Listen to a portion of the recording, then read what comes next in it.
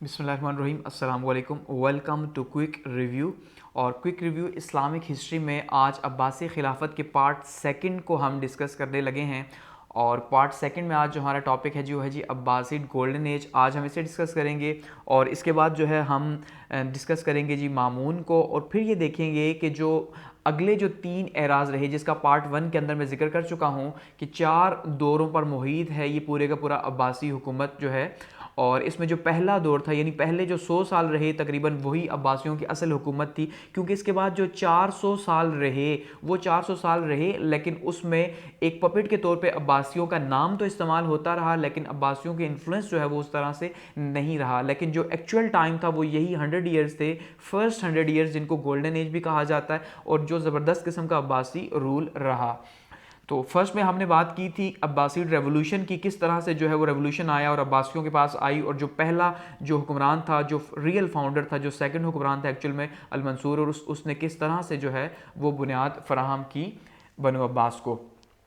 अब बात करते हैं जी हारून रशीद की, यानी गोल्डन एज के सबसे मुमताज़ जो है वो खलीफा की। और हारून रशीद आप ये मान सकते हैं कि खुलफाए राशिदीन के बाद और उमर सेकंड के बाद, यानी हज़रत उमर बिन अब्दुल अज़ीज़ के बाद अगर किसी ने सबसे ज़्यादा नाम कमाया तो वो नाम किसने कमाया? हारून रशीद ने कमाया। ठीक है, क्योंकि इन्होंने बहुत ही शानदार किस्म की हुकूमत की और बहुत शानदार किस्म के खलीफा रहे।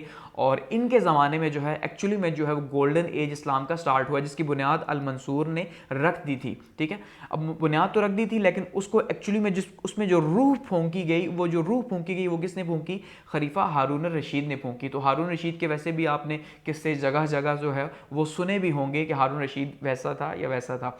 तो सबसे पहले अगर बात की जाए तो ये गोल्डन एज ऑफ इस्लाम का टाइम था जो स्टार्ट हुआ एक, ठीक है, जो 755 से लेके 861 तक जो है ये गोल्डन एज ऑफ इस्लाम का टाइम रहा। और उसमें अब यहाँ पे गोल्डन एज ऑफ इस्लाम क्यों इसे कहा जाता है, ये हम जब थर्ड पार्ट के ऊपर जाएंगे तो उसमें हम बात करेंगे साइंटिफिक और लिटरेरी वर्क्स की, तो फिर हमें उससे ज़्यादा आइडिया होगा। जो हारून रशीद थे ये महदी जो हैं, यानी अल महदी जो है, जो थर्ड खलीफा थे, ये उनके औलाद थे। ठीक है, और इनके जो भाई थे हादी अल हादी वो फोर्थ खलीफा थे, उनके बाद इनका जो है वो नंबर आया। इससे पहले जो है खिलाफत मिलने से पहले ये आर्मीनिया और रोम जो है यहाँ पे एज ए गवर्नर जो है वो सर्व कर चुके थे। इन्होंने 6 शादियां की, और यानी ऐसा नहीं कि 6 शादियां एक टाइम पे की, यानी एक टाइम पे 4 ही जो है वो इनकी बीवियां रहीं, लेकिन 6 शादियां टोटल की इन्होंने, और 25 जो है इनके बच्चे थे या 25 औलादे थी हारून रशीद की। और इसके बाद अगर बात करें इनके एडवाइज़र्स की या मिनिस्टर्स की, तो अब जैसा हमने फर्स्ट में देखा था अल मंसूर के टाइम पे कि जो पर्शियंस थे यानी जो रूसी थे उनका बहुत सॉरी जो ईरानी थे उनका बहुत ज़्यादा इन्फ्लुएंस था। और उनका इन्फ्लुएंस क्यों था? क्योंकि जो अबू मुस्लिम थे जो एक जनरल थे, ठीक है, अलसुफा के या इब्राहिम के टाइम पे जिन्होंने एक रेवोल्यूशन लीड किया था, तो एक्चुअली में वो कैसे लीड हुआ था? वो लीड हुआ था पर्शियंस की वजह से, तो इस वजह से उनका इन्फ्लुएंस काफ़ी ज़्यादा था। तो जो बरामक्की फैमिली थी जिसका मैं लास्ट टाइम जिक्र कर चुका हूँ, तो यहया बरामक्की जो कि बहुत बड़े सपोर्टर थे हारून रशीद के भी, तो उनको जो है इन्होंने अपना वज़ीर आज़म जो है वो अपॉइंट किया, यानी अपना सबसे टॉप का जो वज़ीर है वो बरामक्की फैमिली से इन्होंने अपॉइंट किया यहया बरामक्की को। और उसके बाद क्या हुआ जी, इन्होंने जो अपने जो ताल्लुकात हैं वो इस्तवार किए शिया के साथ, जिनको अलावती कहा जाता था उस टाइम पे, फॉलोअर्स ऑफ अली।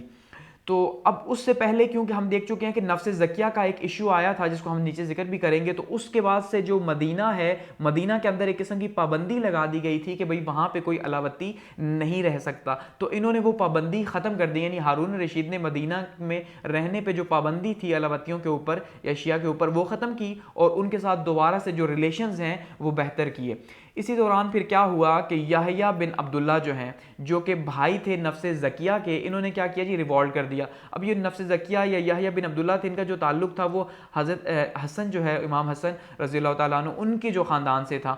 तो उन्होंने जो है दोबारा से रिवॉल्ट कर दिया कि भाई जो खिलाफत है वो खिलाफत हमें मिलनी चाहिए अहले बैत को, ना कि आपको। तो ऐसे में क्या हुआ कि इन्होंने जो है यानी हारून रशीद ने जो है वो सबसे पहले तो कोशिश की बातचीत के थ्रू मसला हल हो, लेकिन उसके बाद उन्होंने फिर क्या किया कि जब उनकी सपोर्ट बहुत ज़्यादा बढ़ गई और बहुत बड़ी तादाद में लोगों ने यहया बिन अब्दुल्ला को सपोर्ट करना स्टार्ट कर दिया, तो ऐसे में हारून रशीद ने जो है वो एक आर्मी भेजी कि भाई आप जाके जंग करें, और जंग करके तो जो है इसका फैसला करें, वरना ये हमारे सल्तनत के अमन व अमान के लिए जो है वो बेहतर नहीं।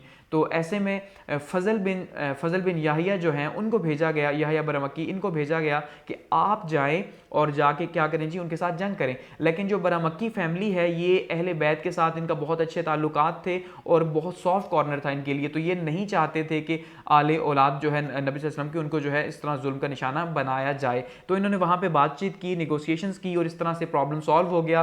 क्योंकि जो याहिया बिन अब्दुल्ला थे उन्होंने कहा कि अगर मुझे अमान लिख दी जाए सरे आम जो है और खलीफा अपने हाथों से लिख के अमान दें तो मैं फिर जो है वो सोच सकता हूँ कि ये रिवॉल्ट ख़त्म किया जाए। तो इस तरह से हारून रशीद ने खुद जो है वो एक अमान लिखी, अपने हाथों से तहरीर की और कुछ इनामात वगैरह भी जो है वो अता किए। तो इस तरह से ये इशू जो है वो सॉल्व हुआ, लेकिन ये कुछ टाइम के लिए ही सॉल्व हुआ। उसके बाद कुछ सालों के बाद दोबारा से जो है याहिया बिन अब्दुल्ला ने फिर से एक कंपेन स्टार्ट की जिसमें फिर उन्हें दोबारा से कैद कर दिया गया और फिर उन्हें जो है उनकी मौत तक, जो वफात तक वहीं पे कैद में ही रखा गया। यानी कि एक तरह से दोबारा से जो है वो शिया के साथ जो है इनके ताल्लुकात ख़राब हो गए।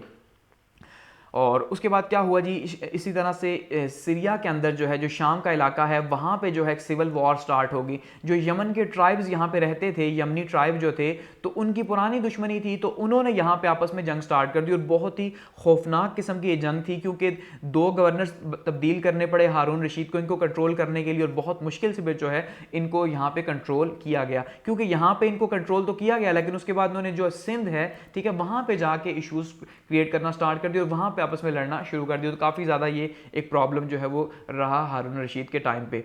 इसके अलावा बगावत हुई अफ्रीका के अंदर हम लास्ट टाइम पे अल मंसूर के टाइम पे भी हम देख चुके हैं कि वहाँ पे बर्बर जो हैं उन्होंने जो है वो बगावत की थी और उन्हें बहुत मुश्किल से कंट्रोल किया गया था। तो यहाँ पे अफ्रीका के अंदर दोबारा से बगावत हुई और यहाँ पे दोबारा से गवर्नर्स भी चेंज हुए और यहाँ पे इवन हारून रशीद के जो अपने जो फौज के लोग थे वो भी टूट के 2 हिस्सों में तकसीम हो गए। ठीक है, उनको समझ नहीं आई या उनके बीच में गलतफहमियां पैदा हुई और वो भी 2 हिस्सों में तकसीम हो गए। एक जो है वो उन्होंने अपनी आज़ाद सल्तनत बनाई और दूसरे जो हैं वो हारून रशीद की सपोर्ट में थे। तो यहाँ पे काफ़ी ज़्यादा प्रॉब्लम्स क्रिएट हुए। इसके अलावा अगर बात करें कि इन्होंने जो है वो कौन सी मुहिमात जो हैं तो में गए, तो उसमें सबसे इंपॉर्टेंट जो बेजेंटाइन एम्पायर थी, ठीक है, जो बेजेंटाइन या ईस्टर्न रोमन एम्पायर भी जिसको कहा जाता है, तो वो जो रूमी हुकूमत थी उसके ख़िलाफ़ तो तकरीबन हर साल जो है वो एक कंपेन लीड की जाती और उसमें जो है वो कामयाबी हासिल की जाती। इस वजह से बहुत ज़्यादा इलाके जो है वो बेजेंटाइन एम्पायर के हारून रशीद के ज़माने में फ़तह भी हुए।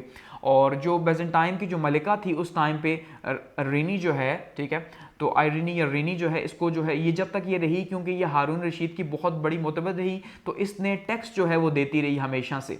इसको पावर का पता था अब्बासी खिलाफत की, लेकिन फिर बाद में इसको चेंज कर दिया गया और इसको जब चेंज किया गया तो इसके बाद जो है जो नया हेड आया तो उसने ख़त लिखा हारून रशीद को कि भाई जो मलिका थी वो तो एक औरत थी और वो शायद तुमसे डरती थी, लेकिन अब ऐसा नहीं होगा, आज से तुम्हें यहाँ से टैक्स नहीं मिलेगा। तो ये ख़त जब हारून रशीद ने पढ़ा तो माना जाता है उसे बहुत गुस्सा आया। तो हारून रशीद ने क्या किया जी, उसी टाइम पर ऑर्डर किया कि भाई फ़ौज तैयार की जाए और फ़ौज तैयार हुई। उसके बाद एक जंग के लिए निकले और वहाँ पर जाके एक जंग की और शानदार किस्म की जो है कामयाबी हासिल की और बेजेंटाइन एम्पायर को वहाँ पे उस बॉर्डर के ऊपर शिकस्त दी और दोबारा से उसने फिर जो है वो टैक्स देने की हामी भरी। लेकिन अभी ये वापस ही आ रहे थे तो उसने इनकार कर दिया, ये दोबारा से वापस गए हारून रशीद। इवन कि उस टाइम पे बर्फ़ जो है वो पड़ी हुई थी माना जाता है वहाँ पे, तो फिर भी ऐसे माहौल के अंदर, ऐसे मौसम के अंदर ये वापस गए और वहाँ पर जाके जो है वो जंग लड़ी और एशिया कोचक जो है जिसको जो भी टर्की का हिस्सा है तो वहाँ पर उसको बड़ा जो है वहाँ पर जाके एक शानदार किस्म की कामयाबी हासिल की। लेकिन फिर भी जब ये वहाँ से वापस आए कुछ टाइम के बाद उसने फिर इनकार कर दिया। तो ये इस तरह से ये कंपेन्स जो है वो बेजेंटाइन एम्पायर के ख़िलाफ़ जो है वो हमेशा से ही चलती रहीं। और उसके बाद जी अगर बात करें हारून रशीद की, तो हारून रशीद जो है वो खुरासान के रास्ते में जो है वो माना जाता है कि हारून रशीद जो है इनका इंतकाल हो गया। उसमें भी ये कहा जाता है कि जब खुरासान पे एक मुहिम के लिए जा रहे थे तो उनकी वहाँ पे तबीयत ख़राब हो गई और जब तबीयत ख़राब हुई तो वापस आके इलाज वगैरह करवाया लेकिन कोई फ़र्क नहीं पड़ा। तो फिर ये वापस तूस आए, वहाँ पे इन्होंने आके इवन अपनी कब्र खुद खुदवाई और वहाँ पे कब्र में बैठ के ये कुरान शरीफ जो है वो पढ़ते रहे, उसकी तिलावत करते रहे, क्योंकि अब ये जान चुके थे अब इनका रुखसती का वक्त जो है वो आ चुका है। तो इस तरह से जो है फिर ये वहाँ पर इनका इंतकाल हो गया। तो अब अगर बात की जाए इनके टाइम पीरियड की, तो ये गोल्डन पीरियड था और गोल्डन एज थी इस्लाम की, और सबसे ज़बरदस्त किस्म का टाइम पीरियड जो रहा वो हारून रशीद का ही ज़माना रहा, क्योंकि अगर बात की जाए अमन व अमान के हवाले से, ठीक है, और खुशहाली के हवाले से, तो सबसे जो अहम दौर रहा वो यही रहा। यहाँ तक माना जाता है कि बैतुल माल जो था वो खचाखच भरा होता, लेकिन कोई ज़कात लेने वाला नहीं था। ये वो इस्लाम का ज़माना था। अब आप अंदाज़ा करें कि इस्लाम की सल्तनत जो है कैसी अमन और खुशहाली होगी कि कोई ज़कात लेने वाला नहीं था। इवन जो मांगने वाले थे वो भी नहीं थे, कि कोई अगर मांगता भी तो उसे शर्म आती कि भाई मैं कैसे जो है वो मांगूं, कि बस सब इतने खुशहाल हैं, सब इतनी मेहनत कर रहे हैं, काम कर रहे हैं, तो मैं कैसे जो है वो मांगूं। तो बहुत ही एक ज़बरदस्त किस्म का, शानदार किस्म का ज़माना था। और सबसे जो अहम कारनामा रहा हारून रशीद का वो क्या रहा, हाउस ऑफ विजडम का इफ्तिताह।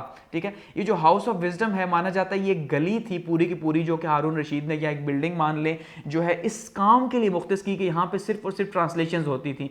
जो ग्रीक या रोमन जो लैटिन वगैरह के जितने भी उलूम थे वो वहाँ से वो बुक्स आती, तो उन बुक्स को यहाँ पे कन्वर्ट किया जाता, यहाँ पे सिर्फ और सिर्फ नॉलेज के ऊपर काम किया जाता। यानी एक पूरी की पूरी एक यूनिवर्सिटी थी, ठीक है, और जहाँ पे सिर्फ उस्ताद काम करते थे, स्टूडेंट्स नहीं थे। ठीक है, यानी कि उस्ताद इस तरह से, क्योंकि वो सिर्फ और सिर्फ जो है वो आला लेवल की ट्रांसलेशंस करते अरेबिक के अंदर और उन उलूम को ट्रांसफर करते। ये हाउस ऑफ विजडम जो है ये एक टर्निंग पॉइंट था। ठीक है, एक टर्निंग पॉइंट था इस्लाम की हिस्ट्री के अंदर। इसने बहुत ही इंपॉर्टेंट रोल प्ले किया। गो कि हमने देखा कि बाद में जब सुकूत बगदाद हुआ तो ये सब कुछ तय हुआ, लेकिन इसने बहुत ही इंपॉर्टेंट रोल प्ले किया। और अलकुंदी जो हैं, ठीक है, अलकुंदी को पहला, जिनको पहला फिलोसोफर भी मुस्लिम फिलोसोफर माना जाता है, उन्हें इनका इंचार्ज बनाया गया, और यहाँ पे जो है बहुत ही शानदार किस्म का काम किया गया। और बैतुल माल जैसा मैं आपको कह चुका हूँ कि वो भरा होता, ठीक है, और लेकिन कोई ज़कात लेने वाला ना होता हारून रशीद के ज़माने में। और अमन व अमान जो है वो बहुत ज़बरदस्त किस्म का था। जस्टिस सिस्टम क्या था कि इन्होंने जो चीफ जस्टिस थे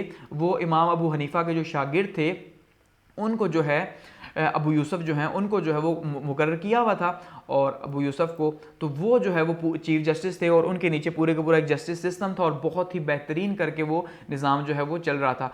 इसके अलावा बात करते हैं बरामक्की फैमिली की, तो इन्होंने क्या किया जी, अब वो बरामक्की फैमिली जो हमने देखा कि इन्होंने अपॉइंट किया और अपने जो है मोहसिन को या बरामक्की को एज ए वज़ीर, लेकिन फिर कुछ गलत फहमियाँ पैदा हो गई। कुछ लोगों ने कहा कि भाई इन्होंने जो है आपकी मर्ज़ी के बगैर, एक तो ये जब दरबार में आते हैं तो इजाज़त नहीं लेते, यानी कि ख़ुद को इंचार्ज समझना स्टार्ट हो गए, ख़ुद को खलीफा समझते हैं, अपने बिहाफ पे ऑर्डर्स जो है वो करते हैं आपसे पूछे बिना। तो इस बात के ऊपर हारून रशीद को काफ़ी ज़्यादा गुस्सा आया। उन्होंने फिर जो है वो यहया बरामक्की को और जो है जेल में डाल दिया, और फिर वहाँ पे ही जो है उनका इंतकाल हुआ। इस तरह से बरामक्की फैमिली बिल्कुल ख़त्म ही हो गई। यानी ये बहुत ही डेडिकेशन के साथ जो बरामक्की फैमिली सर्व कर रही थी, तो उसके साथ एक गलतफहमी के नतीजे के तौर पे जो है वो ख़त्म हो गई, और हारून रशीद ने उन्हीं को, जिनको इतनी इज्जत पहले दी थी, उन्हीं को जो है एट दी एंड उठा के जो है वो जेलों में डाल दिया। तो ये बहुत ही बुरा हुआ, बहुत ही बुरा हुआ। ठीक है, क्योंकि उन्होंने बहुत इंपॉर्टेंट रोल प्ले किया था हारून रशीद, या जो स्टार्ट का जो एरा था अल मंसूर के टाइम पे भी खास करके उन्होंने बहुत इंपॉर्टेंट रोल प्ले किया था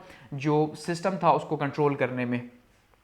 और उसके बाद क्या हुआ जी, बहुत सी जो स्टोरीज़ हैं वो हम जानते हैं कि हारून रशीद से एसोसिएट की जाती हैं। ख़ास करके एक स्टोरी के जैसे हारून रशीद जब भी बादलों को देखता तो वो कहता कि भाई बादलों तुम जहाँ पे बरसोगे तुम्हारा जो खिराज है वो मुझे ही मिलेगा। ठीक है, तो इस तरह से। और ख़ास करके बहलोल दाना का भी टाइम इन्हीं के साथ था, ठीक है, जो एक दीवाना बने हुए थे।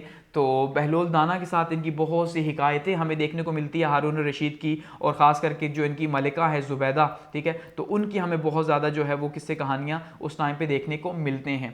तो ये हारून रशीद का ज़माना रहा। अब क्योंकि बात फिर वहीं पे है कि जो गोल्डन एज है उसका जो लिंक है वो नॉलेज से है, तो उसको हम डिस्कस करेंगे, वो अलग पार्ट के अंदर डिस्कस करेंगे डिटेल से कि किस किस चीज़ में मुसलमानों ने कैसे कैसे जो है वो उरूज हासिल किया। तो ये एक ओवरऑल जो है उनका एक ब्रीफ समरी थी उनके टाइम पीरियड की। आगे बढ़ते हैं, गोल्डन एज के अंदर ही बात करते हैं अल अमीन और अल मामून की। ठीक है, और ये जो है ये काफ़ी ज़्यादा जो कुछ 2 साल रहे, काफ़ी ज़्यादा प्रॉब्लमेटिक रहे एक्चुअली में। और इसमें हुआ ये कि हारून रशीद जो हैं जब उनका इंतकाल हुआ तो उन्होंने अपने इंतकाल से पहले जो है क्या किया कि एक लिखवा दिया, एक पेपर लिखवा दिया, अपनी विल जो है वो लिखवा दी, और अपनी जो स्टेट है उसको 3 हिस्सों में तकसीम कर दिया। अपने जो 3 इनके बेटे थे तो उन्होंने क्या किया, उनको दे दिया, यानी एक हिस्सा एक को, एक दूसरे को, एक तीसरे को। अब तीनों को एक एक हिस्सा दे दिया, और ये जो विल थी इसको जो है वो काबा के अंदर जाके रखवा दिया ताकि इसको कोई चेंज ना कर सके, और इसको तीनों बेटे माने भी। इस तरह से जो मामून है, ठीक है, तो मामून यानी अल मामून, इन मामून के हिस्से में जो एरिया आया वो था खुरासान का एरिया, यानी खुरासान जो है वो मामून के हिस्से में आया, और इसी तरह से जो अमीन है उनके हिस्से में बगदाद का हिस्सा आया, ठीक है, अरब की साइड का, और जो नॉर्थ की साइड का था ये आया जी अल कासिम के हिस्से में, ठीक है।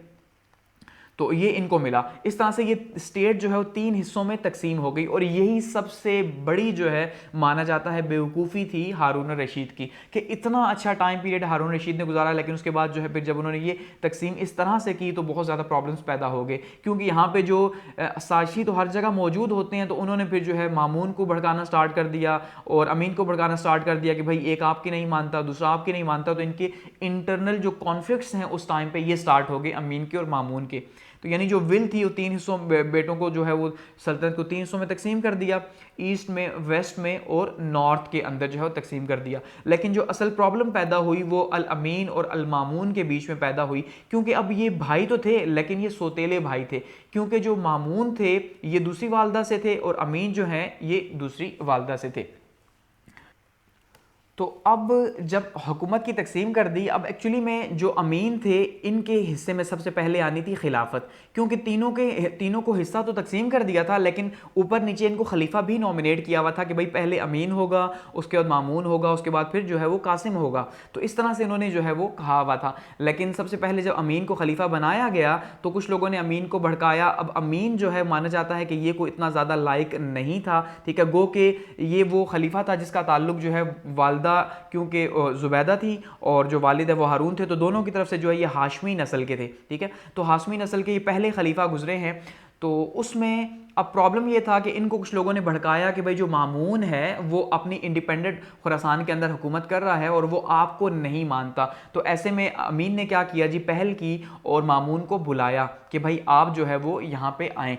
तो मामून वहाँ पे हाजिर नहीं हुआ और ऐसे में जो है वहाँ पे एक सिविल वॉर स्टार्ट हो गई इन दोनों के बीच में। तो वहाँ से प्रॉब्लम्स क्रिएट होना स्टार्ट हो गई।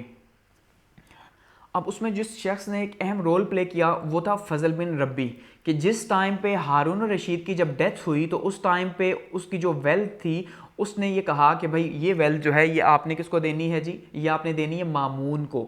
लेकिन वो वेल्थ फजल बिन रब्बी खुद जो है वो पसंद नहीं करता था मामून को। तो फजल बिन रब्बी ने क्या किया कि वो सारे का सारा ख़जाना ला के दे दिया अमीन को, ठीक है। अमीन अब जो है वो अरब माँ का बेटा था और बगदाद जो है यहाँ से हुकूमत कर रहा था, बगदाद इस कंट्रोल में था। लेकिन जो मामून था वो पर्शियन माँ का बेटा था, तो इस तरह से वो खुरासान की साइड पे वहाँ पे उसका कंट्रोल था। तो अब यहाँ से प्रॉब्लम स्टार्ट हो गई कि भाई मामून ने को वो चीज़ें मिलनी चाहिए थी जो कि अमीन को ला के दे दी, सिर्फ एक वजीर ने जो है वो अपनी चपलिश में और दोनों भाइयों के बीच में एक किस्म की लड़ाई करवा दी। तो उससे अरब और पर्शियंस जो है वो आमने सामने आ गए, पहले से भी आमने सामने ही थे लेकिन फिर और ज़्यादा आमने सामने आ गए कि एक साइड पे यहाँ पे खुरासान है और दूसरी साइड पे यहाँ पे बगदाद है, ठीक है। तो बगदाद में अब है अरब और यहाँ पे खुरासान जो है यहाँ पे कौन है जी, पर्शियंस का कंट्रोल है। तो यहाँ पे है अमीन मामून और यहाँ पे है अमीन। अब ऐसे में हुआ क्या कि जितना भी अमीन था, जितने भी अरब थे वो सपोर्ट कर रहे थे अमीन को, और जितने भी नॉन अरब से खास करके जो पर्शियंस थे वो सपोर्ट कर रहे थे मामून को, ठीक है। तो इस तरह से ये जो जंग बनी वो पर्शियन वर्सेस अरब की बन गई, यानी एक साइड पे पर्शियन एक साइड पे अरब, तो इनकी जंग बनी। ऐसे में फिर जो है वो जंग आगे बढ़ी। तो फिर मामून ने क्या किया, बगदाद का जो है वो मुहासरा कर लिया और बगदाद का मुहासरा करके यहाँ पर फिर जो है वो शिकस्त दी गई। और उसके बाद जो है इसके साथ फजल बिन रब्बी, इसका फजल बिन सुहेल जो है बहुत ही काबिल किस्म का जनरल था मामून का, तो इसने जो है यहाँ पे आके पूरे का पूरा कंट्रोल संभाला। और इसका क्योंकि जो फजल बिन रब्बी था इसने वैसे भी जासूसी का एक सिस्टम जो है वो बनाया हुआ था, एक स्पाई सिस्टम, कि इसको पहले से ही खबरें मिलती रहती थी कि अमीन के महल के अंदर क्या हो रहा है, ठीक है। और जैसे दूसरे के लोगों को ख़रीदते हैं और वहाँ से इंफॉर्मेशन लेते रहते हैं कि वहाँ पर हमें पता चलता रहे कि उनकी जो है वो प्रिपरेशन क्या है, वॉर प्रिपरेशन क्या कर रहे हैं, किस तरह की वहाँ पर टॉक्स हो रही है दरबार के अंदर। तो ये सारी बातें जो है वो फसल को पहले से ही मालूम होती रहती और वो अमीन को बताता रहता। तो काफ़ी तेज़ था। तो इसी ने जो है इसी की वजह से जो है वहाँ पे बगदाद का मुहासरा कामयाब भी हुआ, वहाँ के दरवाजे भी खुले बगदाद के, और फिर वहाँ पे जो है वो बहुत ज़्यादा लूट मार की गई, बहुत ज़्यादा लूट मार की गई अपने, यानी कि बाप की सल्तनत जो है वहाँ पे उसको लूट मार किया गया और नतीजे के तौर पे अमीन जो है वो भागते हुए मारा गया, ठीक है। और मामून जो है वो खलीफा बन बैठा। तो ये 2 साल का तकरीबन जो एक अरसा चला, ये एक सिविल वॉर का टाइम था और ये सिविल वॉर जो है इसने काफ़ी ज़्यादा वीक भी किया जो है वो अब्बासिड कैलिफेट को। लेकिन अब क्योंकि मामून जो है वो काफ़ी ज़्यादा काबिल था तो उसने फिर ये संभाल लिया कि जो भी ये टाइम पीरियड रहा और जिसने जो है यहाँ पे प्रॉब्लम्स क्रिएट किए। आगे बढ़ते हैं और बात करते हैं अल-मामून की। तो अल-मामून का जो टाइम पीरियड रहा वो 813 से लेके 833 एडी का रहा, और ये भी गोल्डन एज ऑफ इस्लाम का ही टाइम था और बहुत ही शानदार किस्म का टाइम था। और जो मामून था ये भी बहुत काबिल किस्म का शख्स था, यानी कि हारून रशीद के बाद अगर किसी ने बहुत ज़्यादा शोहरत पाई तो ओबियसली वो इसके बेटे मामून ने ही शोहरत पाई। अब ये क्योंकि पर्शियन माँ से था, ठीक है जी, इस वजह से इसका जो इन्फ्लुएंस था, यानी मामून का जो इन्फ्लुएंस था वो इन्फ्लुएंस था पर्शिया के अंदर बहुत ज़्यादा। तो अब बगदाद पे भी कब्जा हो चुका था, ठीक है। तो अब यहाँ पे कुछ चीज़ें जो है वो कॉन्ट्रडिक्टरी हैं और कुछ जो है वो हमें यहाँ पे भी दो किस्म के स्कूल ऑफ थॉट्स देखने को मिलेंगे।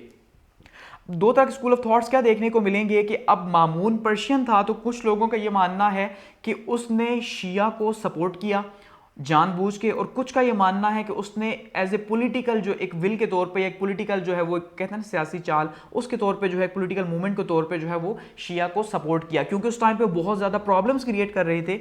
और ख़ासकर जो हारून रशीद ने जो है वो नफ्स ज़किया के जो भाई के अगेंस्ट में जो है एक किस्म का एक फ़ौजी बगावत की, उसे कैद कर दिया, तो उसके नतीजे के तौर पे भी जो है वो शिया बहुत ज़्यादा मुखालिफ हो गए थे। तो ऐसे में अब एक स्कूल ऑफ थॉट ये कहता है कि मामून खुद जो है उसके ऊपर बहुत ज़्यादा इन्फ्लुएंस हो गया था शिया का और उनकी फ़िलासफ़ी का, यानी मुतज़िला जो फ़िलासफ़ी है जो ये कहती है कुरान जो है वो क्रिएट किया गया, या फिर जो उसमें आपको पता है उसमें बहुत ज़्यादा इख्तिलाफ है। जैसे शिया मानते हैं, कुछ शिया जो है कि भाई 40 सुबारे थे कुरान के, तो उसमें भी काफ़ी ज़्यादा, लेकिन एक्चुअल मुतज़िला फ़िलासफ़ी है जो जिसमें हम इस्लामिक पॉलिटिकल थॉट्स के अंदर ऑलरेडी मैं पॉलिटिकल साइंस की सीरीज़ के अंदर इसको डिस्कस कर चुका हूं, तो आप वहां पे जाके देख सकते हैं। तो उसमें बेसिक एक जो थॉट था मुतज़िला फ़िलासफ़ी का वो क्या था कि भाई फ्री विल जो है वो बहुत ज़्यादा इंपॉर्टेंट है, कि हर चीज़ के ऊपर, यानी फ़िलासफ़ी को, फ़लसफ़े को हर चीज़ के ऊपर अप्लाई किया जा सकता है। ये मुतज़िला फ़िलासफ़ी है। इवन यहाँ तक कि कुरान के अंदर भी जो लिखा हुआ है उस पर भी जो है ये मुतज़िला फ़िलासफ़ी ये कहती है कि आप उसके ऊपर भी लॉजिक अप्लाई करें, यानी फिलॉसफी अप्लाई करें और फिर उसको फॉलो करें, अदरवाइज उसको फॉलो न करें। ये इस तरह की मुतज़िला फिलॉसफी। लेकिन वहीं पे जो दूसरी फिलॉसफी हमें इशारती नजर आती है वो क्या कहती है कि जो बात कुरान में कह दी गई, जैसे इमाम गजाली ने कहा कि जो कुरान के ऊपर किसी भी ज़रूरत या इस्लाम के अंदर इवन फिलॉसफी अप्लाई हो ही नहीं सकती, अब इशारती फिलॉसफी जो है उसके तहत कि भाई कुरान में जो कुछ अल्लाह ने कह दिया, अब वहां पे इंसान की फ्री विल बिल्कुल भी नहीं और वहां पे वो उसके ऊपर लॉजिक अप्लाई नहीं कर सकता। यानी कि दो मुख्तलिफ तरह की फिलॉसफीज है ना, वो पॉलिटिकल साइंस के अंदर ऑलरेडी डिस्कस कर चुका हूं, तो उसकी डिटेल में अभी नहीं जाऊंगा। सिंपली जो है कि वो फ्री विल को ज़्यादा मानते हैं मुतज़िला। तो ऐसे में कुछ लोगों ने, यानी एक जो स्कूल ऑफ थॉट है वो ये कहता है कि जो मामून है वो खुद शिया हो गया, या शिया के जो थॉट्स थे उनसे बहुत ज़्यादा इन्फ्लुएंस हुआ और उनको बहुत ज़्यादा सपोर्ट किया गया। इवन इमाम रज़ा जो हैं, ठीक है, जो शिया के इमाम थे, उनको भी इन्होंने जो है अनाउंस कर दिया उसके बाद कि जो 8वें इमाम थे इमाम रज़ा, ठीक है, तो उनको अनाउंस किया कि भाई मेरे बाद जो है वो आप जो है वो सक्सेसर होंगे। तो ये भी अब उनको माना जाता है कि उनके इन्फ्लुएंस में आके। लेकिन वहीं पे एक दूसरा स्कूल ऑफ थॉट ये मानता है कि ये सिर्फ एक सियासी चाल थी और सियासी चाल के तौर पे अमन व अमान बहाल रखने के लिए मामून ने क्या किया, मामून ने जो है वो इमाम रज़ा को जो है उन्होंने उनको नॉमिनेट किया कि भाई मेरे बाद जो है वो आप खलीफा बनिएगा, और शिया के साथ बना के रखी ताकि जो रियासत है उसके हालात जो है वो कंट्रोल में रहें। तो ये दोनों ही थॉट्स मिलते हैं, यानी एक मानते हैं कि चाल के तौर पे वो शिया के करीब गए और दूसरे ये मानते हैं कि भाई वो शिया का इन्फ्लुएंस हो गया। लेकिन जो खुद इटसेल्फ शिया जो मानते हैं वो क्या मानते हैं, शिया वो ये मानते हैं कि भाई जब मामून जो है, जब उन्होंने देखा कि एक्चुअल में जो है वो इमाम मूसा रज़ा जो हैं इनका बहुत ज़्यादा इन्फ्लुएंस मौजूद है और बहुत ज़्यादा लोग इन्हें मानते हैं और ख़ुद ज़्यादती की मामून ने खलीफा बन के, बल्कि इन्हें बनाना चाहिए था, तो इस वजह से वो शर्मिंदा हुआ और उसने अनाउंस किया। और इवन उसके अंदर भी फिर कुछ लोग ये मानते हैं कि इमाम रज़ा को जहर दे के जो है, ठीक है, वो उनको शहीद किया गया, कत्ल किया गया, और वो भी जहर दे के क्यों, क्योंकि मामून उनकी पॉपुलैरिटी से डर गया था, ठीक है। तो ये यहाँ पे इनके ऊपर भी इस तरह के दो स्कूल ऑफ थॉट अप्लाई यहाँ पे होते हैं। तो ये तो उनके एक पॉलिटिकल हिसाब से था, लेकिन एक्चुअल में जो इनका दौर था वो काफ़ी ज़्यादा जो है वो शानदार रहा, ठीक है। अब एक्चुअली में मामून जो है उसका सारे का सारा जो हुकूमत का कंट्रोल था वो किसके पास था जी? वो फैसल बिन सहेल के पास था। ये वही जो वज़ीर है टॉप लेवल का जिसने बहुत ज़्यादा हेल्प की और ख़ास करके मामून को हुकूमत दिलाने में या खलीफा बनने में बहुत ज़्यादा हेल्प की थी, तो ये वही शख्स है। इसके पास एब्सोल्यूट कंट्रोल था, यानी कि मामून ख़ुद जो है वो क्योंकि एक आलिम था और ख़ुद पढ़ने लिखने का शौकीन था, तो उसके तवज्जो वहाँ पर ही ज़्यादा होती। तो ख़ुद जो स्टेट के अफेयर्स हैं वो कौन कंट्रोल करता? वो ये वज़ीर साहब जो है वो कंट्रोल करते। इसके अलावा मामून वो पहला यानी कि अब्बासी खलीफा था जिसने जो है वो खुद विज़िट किया इराक़ का, शाम का और इजिप्ट का, ठीक है, दौरा किया, वहाँ पे वहाँ के हालात देखे और वहाँ के हालात के अकॉर्डिंगली देखा जहाँ पे फसल अच्छी है, जहाँ के हालात अच्छे हैं, वहाँ पे टैक्स को इंक्रीज़ किया, ठीक है, कि भाई ये पे कर सकते हैं। और देखा जहाँ पे जो है वो फसल के हालात ठीक नहीं, वहाँ पे जो है वो इतना ज़्यादा टैक्स नहीं दे सकते, तो वहाँ पे टैक्स को डिक्रीज़ किया। यानी कि इटसेल्फ जाके इन चीज़ों को चेक किया और वहाँ पे उन लोगों की दाद रसी की, उनसे सुने, उनसे प्रॉब्लम सुने कि उनको क्या क्या प्रॉब्लम्स फेस करने पड़ रहे हैं। तो ये एक बहुत बड़ा क्रेडिट जो है वो मामून को जाता है, ठीक है। इसके अलावा मिलिट्री रिफॉर्म्स करवाई और मिलिट्री के अंदर इंफॉर्मेशन सिस्टम जो है ये एक पूरे का पूरा पैदा किया, ताकि कहीं पे भी, अब क्योंकि मिलिट्री में एक्चुअली में उस टाइम पे जैसे कहा पर्शियंस का इन्फ्लुएंस बहुत ज़्यादा था, तो वहाँ पे प्रॉब्लम्स भी क्रिएट होते थे और लोग भी मौजूद थे, तो पर्शियन और अरब भी मौजूद थे आर्मी के अंदर, तो वहाँ पे आर्मी के अंदर भी काफ़ी ज़्यादा प्रॉब्लम्स क्रिएट होते रहते थे, जिस वजह से फिर ये एक इंफॉर्मेशन सिस्टम जो है वो वहाँ पर क्रिएट किया गया ताकि पता चल सके पहले से बगावत का, ठीक है। इसके अलावा फिक्स सैलरीज उनकी रखी गई कि भाई आपको, और सैलरीज बढ़ाई भी गई और साथ में फिक्स सैलरीज रखी गई कि टाइम टू टाइम उनको जो है वो तनख्वाहें दी जाती। कंटोनमेंट्स बनाए, सबसे इंपॉर्टेंट जो कारनामा माना जाता है मामून का कि भाई जो छावनियाँ थी, फौजी छावनियाँ, वो बनाई गई कि हर टाइम पे एक स्टैंड बाय फोर्स जो है वो तैयार रह सके, ताकि किसी भी टाइम पे जब फौज चाहिए हो तो फौज को बजाय इसके घरों से बुलाया जाए कि भाई आप आएँ प्लीज़, जंग स्टार्ट होने लगी है, बल्कि जैसे आजकल कंटोनमेंट्स में होता है, जैसे कि फौजी बैरकें हैं या छावनियाँ बनी हुई हैं, ठीक है, तो वो पूरे के पूरे कंटोनमेंट एरियाज़ बना दिए आर्मी के लिए कि आर्मी यहीं पर रहेगी, जो परमानेंट आर्मी है वो वहीं पर रहेगी और जिस टाइम पे भी जरूरत होगी जंग के लिए तो वहां से उसको यूज किया जा सकेगा। ये एक बहुत बड़ा कारनामा है मामून का। जस्टिस सिस्टम जो है बहुत स्ट्रांग बनाया। अब जस्टिस सिस्टम तो पहले से भी जैसे चला रहा था, अबू यूसुफ को जो है वो हारून रशीद ने अपॉइंट किया हुआ था, तो जस्टिस सिस्टम उस टाइम पे वैसे भी बहुत शानदार था, अमन व अमान भी बहुत ज़बरदस्त था, ठीक है। इसके अलावा ख़ुद जो है वो हर इतवार को जो है एक ओपन कोर्ट होता, ओपन दरबार जो है वो होता और जिसमें सारे लोग जो है वो वहाँ पर आते और दाद रसी करते और मामून जो है ख़ुद उनसे उनकी प्रॉब्लम सुनता, उनकी शिकायत सुनता और उसी टाइम पर उनके ऊपर एक्शंस भी लेता। तो ये भी एक बहुत अहम काम रहा, ठीक है। इसके अलावा खुद जो है वो कोर्ट्स में बैठता और टैक्सेशन की रिफॉर्म्स की, जैसे मैंने कहा कि जब उसने खुद विजिट किया मामून ने इन इलाकों का, तो खुद वहाँ पे जो है देखा जहाँ पे टैक्स ज़्यादा करना है वहाँ पे ज़्यादा किया, जहाँ पे कम करना है वहाँ पे टैक्स के रेट को कम किया। अकाउंटेबिलिटी जो है ये इंट्रोड्यूस करवाई और स्पाइस सिस्टम को बहुत ज़्यादा स्ट्रॉन्ग किया। अब अकाउंटेबिलिटी में सबसे इंपॉर्टेंट चीज़ क्या थी? जो गवर्नर्स थे उनका रोल बहुत ज़्यादा इंपॉर्टेंट था, क्योंकि हमेशा बगावतें होती और गवर्नर्स जो है वो उनको ही पता ना होता कि उन्हीं के सूबे के अंदर कहीं ना कहीं बगावत हो रही है, इसलिए उनकी अकाउंटेबिलिटी को काफ़ी ज़्यादा स्ट्रॉन्ग किया कि भाई आपके इलाके के अंदर कोई कम से कम बगावत ना हो और जहाँ पे होगी तो रिस्पॉन्सिबल भी जो हैं वो आप होंगे। इसके अलावा जो एक जासूसी का निज़ाम था, बाकायदा जासूसी के निज़ाम को एक इदारे की सूरत में मुतारिफ करवाने वाला माना जाता है अल-मामून था, कि अल-मामून ने जो है पूरा जासूसी का जो है वो एक इदारा मुतारिफ करवाया, जिससे इसे आइडिया होता कि स्टेट में कब क्या और कैसे हो रहा है। अब ये इसको ज़रा समझिए कि अब देखिए जब मामून की जब लड़ाई हो रही थी या जिस टाइम पे मामून जो है वो खुरासान के अंदर मौजूद था और दूसरी साइड पे जो है वो अमीन मौजूद था बगदाद के अंदर, ठीक है, तो उस टाइम पे जब अमीन की सारी खबरें मामून के पास पहुंचती तो वो इसके वजीर फैसल बिन सहेल का जो है वो कारनामा माना जाता कि उसने वहाँ पे लोगों को ख़रीदा हुआ था अमीन के महल के अंदर, जिस वजह से उसको खबरें मिलती और इसी वजह से उसको कामयाबी भी मिली। तो अब मामून इस बात को समझता था कि स्पाई सिस्टम का होना कितना ज़्यादा इंपॉर्टेंट है, ठीक है, तो इसलिए सिस्टम पूरे का पूरा मुतारिफ करवाया। नॉलेज लेवल था, इसमें कोई शक नहीं, क्योंकि गोल्डन एज ऑफ इस्लाम थी, ठीक है, और इसके अलावा जो है वो खुद एक बहुत बड़ा जो है वो स्कॉलर था, ठीक है, और ख़ुद बहुत बड़ा लर्नर और बहुत बड़ा स्कॉलर था। और हाउस ऑफ विजडम वो जो स्टार्ट किया हुआ था ऑलरेडी हारून रशीद ने, उसकी सरपरस्ती उसी तरह से मामून ने भी जो है वो जारी रखी और वहाँ पे जो है बहुत ज़बरदस्त किस्म के लिटरेरी वर्क्स हुए। और अलकुंदी जो है वो उसका जो ताल्लुक है वो मामून के टाइम से, और अलकुंदी ने जो है कुछ लोग ये मानते हैं कि अलकुंदी हारून रशीद के टाइम से था और कुछ का ये कहना है कि मामून ने जो है वो अलकुंदी को जो है वो अपॉइंट किया, ठीक है, हाउस ऑफ विजडम के अंदर। तो उसके बाद से हाउस ऑफ विजडम जो है वो स्पीड अप हुआ और वहाँ पे एक किस्म का बहुत ज़बरदस्त किस्म का वहाँ पे काम स्टार्ट हो गया। इसके अलावा मामून को शौक चढ़ा जी मेजरमेंट करवाने का ज़मीन की, कि भाई ये जो है ज़मीन कितनी गोल है और कितनी है, तो इसने मेजरमेंट वहाँ पे करवाई इसकी ज़मीन की। और 9 अगस्त 833 को जो है मामून का इंतकाल हो गया, ठीक है। और इसके बाद जो अल-मुअतसिम है वो नए खलीफा के तौर पे सामने आया। और अल-मुअतसिम जो है वो क्योंकि टर्किश मदर से था तो फिर यहाँ पे टर्क्स का इन्फ्लुएंस बहुत ज़्यादा बढ़ गया। यानी अब आप देखिए कि अब हो क्या रहा है एक्चुअली में, कि जो मामून है, मामून की जो वालदा का ताल्लुक था वो किससे था, वो ईरान से था, वो पर्शियन थी। तो उसके नतीजे के तौर पे जो पर्शियंस थे, जो ईरानी सपोर्ट थी बहुत ज़्यादा थी। इसी वजह से ईरान का इन्फ्लुएंस जो है, पर्शियंस का इन्फ्लुएंस मामून के टाइम पे बहुत ज़्यादा रहा। अब इसका जब दूसरा भाई आया मुअतसिम, ठीक है, तो अब मुअतसिम जो था उसकी जो वालदा थी वो कौन थी जी, वो थी टर्किश, तो वो तुर्की थी। इसका मतलब ये है कि अब इन्फ्लुएंस जो है वो चेंज हो जाएगा।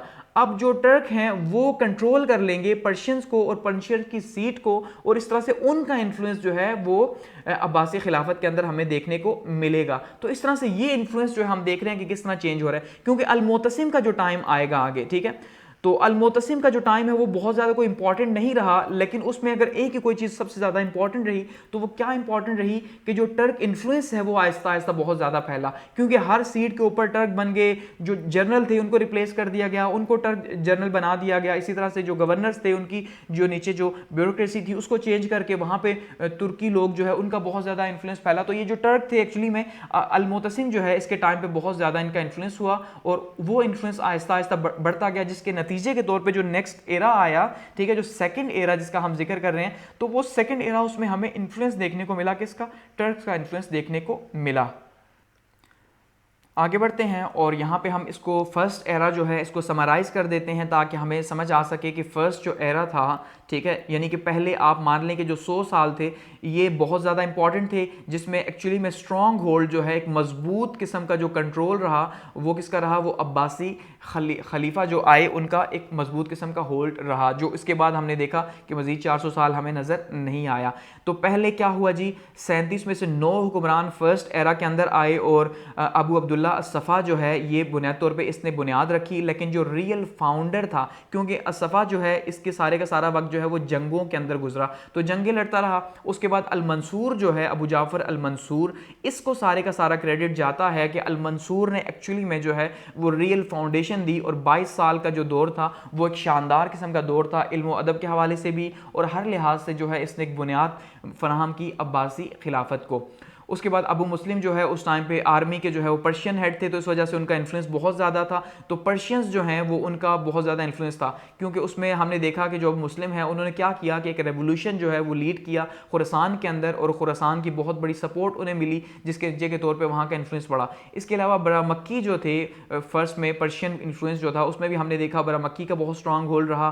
फिर जिसमें हमने देखा कि हारून रशीद जो है उन्होंने बड़ा मक्की को पहले तो बहुत इज्जत दी और एट द एंड उन्हें कैद कर दिया, और जिसके वजह के तौर पर उनकी ही वहाँ पे ख़त्म होगी किस्म की।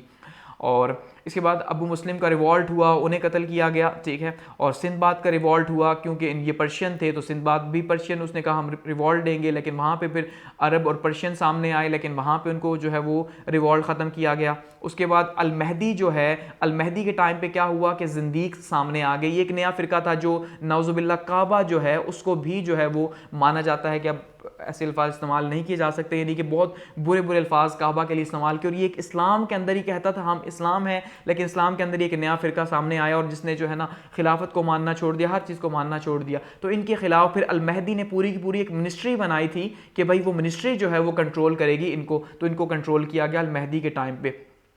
और बड़ा मक्की के साथ हारून रशीद के ज़माने में स्टार्ट में बहुत अच्छा था, और एंड में फिर क्या हुआ, इसी तरह से मामून जो है वो पर्शियन था तो पर्शियन इन्फ्लुएंस मिला।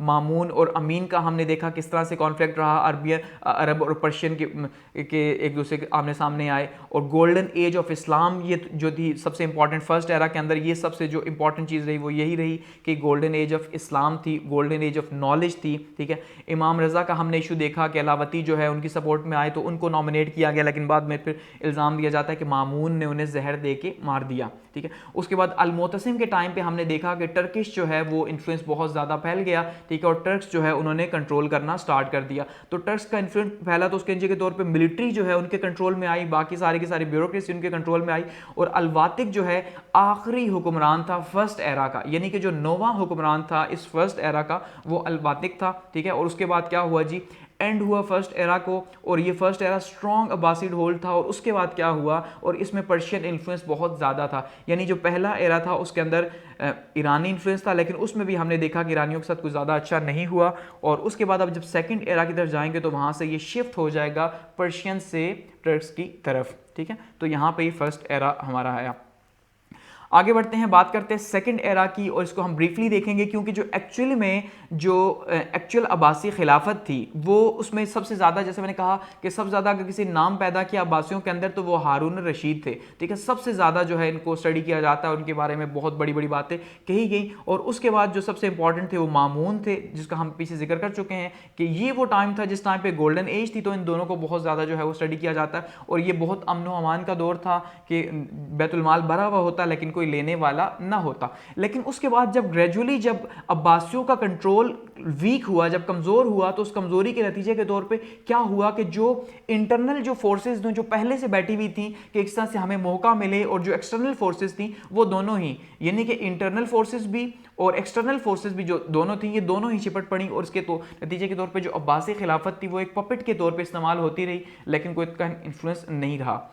तो जो सेकंड एरा था इसके अंदर 13 जो है वो हुक्मरान आए 37 में से, ठीक है। और ये जो 13 हुक्मरान थे तो ये वो टाइम था जिस टाइम पे डिसेंट्रलाइज्ड कैलिफेट हो गई, यानी जो खिलाफत थी इसको क्या कर दिया गया जी, ये डिसेंट्रलाइज कर दिया गया। अब डिसेंट्रलाइज हम ये जानते हैं कि जब सेंटर जो है, अब जैसे एक किस्म का आप कह ले एक वफाकी निज़ाम, ठीक है। अब वफाकी निज़ाम में क्या होता है कि वफाक का कोई बहुत ज़्यादा स्ट्रॉन्ग होल्ड नहीं होता सूबों के ऊपर, बल्कि सूबे एक किस्म का आज़ाद हुक्मरान के नीचे काम करते हैं और वहाँ पे आज़ादी होती है। सिर्फ कुछ चीज़ों में वो बाउंड होते हैं सेंटर के, अदरवाइज़ वो बिल्कुल जो है वो आज़ाद होते हैं अपनी टैक्स कलेक्शन में, अपनी आर्मी में, और वहाँ पर उनके हुक्मरान अलग से बैठे होते हैं। तो ये डिसेंट्रलाइजेशन होती है एक किस्म की।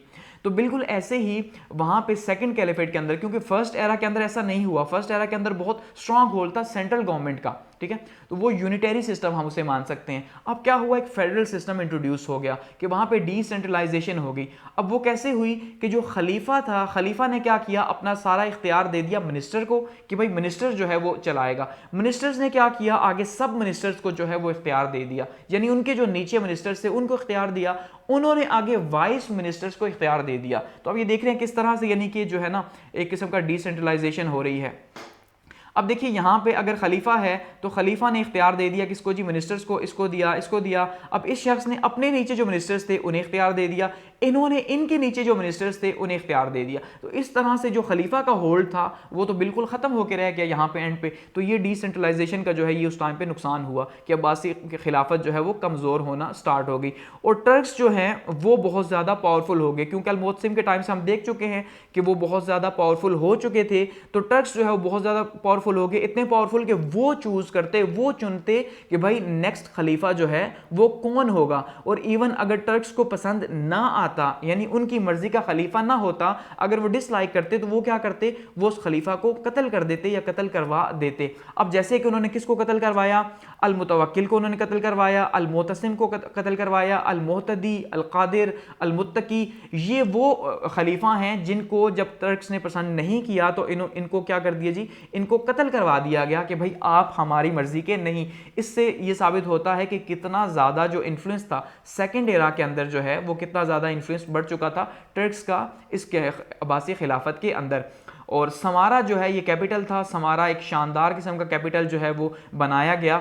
और उसके बाद वो जो वाइस गवर्नर्स थे जो यानी सब डिवीजन की हुई थी डिसेंट्रलाइजेशन की, अब उसका नतीजा क्या निकला कि उसका नतीजा ये निकला कि वो आज़ाद हो गए, वो इंडिपेंडेंट रूलर्स हो गए। जैसे मैंने कहा ना कि एक वफाकी निज़ाम हो गया, तो अब उसमें हर सूबा आज़ाद है, तो अब अगर कोई सेंटर पूछता भी है तो वो कभी जवाब देते हैं, कभी नहीं देते, क्योंकि सेंटर के पास पावर्स नहीं है। तो बिल्कुल ऐसा ही है कि वो जो वाइस गवर्नर्स थे, ठीक है, वो आज़ाद होते चले गए, और उसके नतीजे के तौर पर एक कंट्रोल जो था वो अब्बासी खिलाफत का सिवाय इसके बराए नाम था और कुछ भी नहीं था।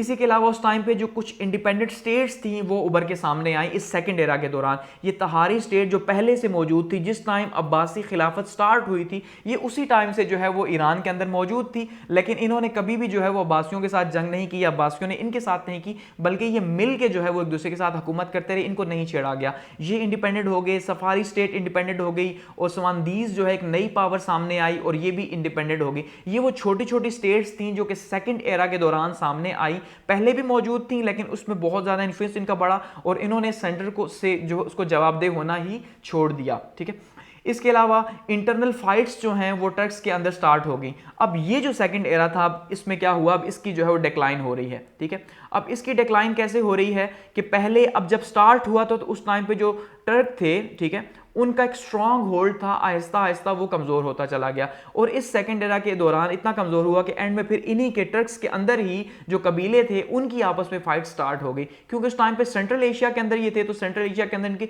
छोटे छोटे कबीले मौजूद थे, तो वहां पे जब इनकी इंटरनल फाइट स्टार्ट हुई तो इस तरह से एक थर्ड पावर जो थी उसको मौका मिला इस वैक्यूम को फिल करने का और इनके टर्क्स कंट्रोल को कम करने का। वो बोया थे। ठीक है, अब ये बोया या बोहवीट्स जो थे ये जो है न्यू मास्टर बन बैठे। ये जो बोया थे इनको हम थर्ड के अंदर डिस्कस करेंगे।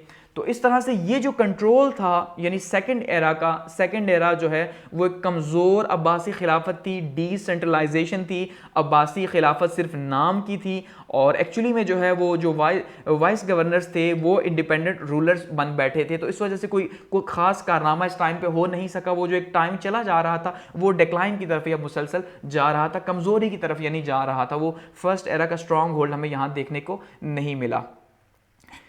नेक्स्ट बढ़ते हैं थर्ड एरा की तरफ, अब्बासी एरा के।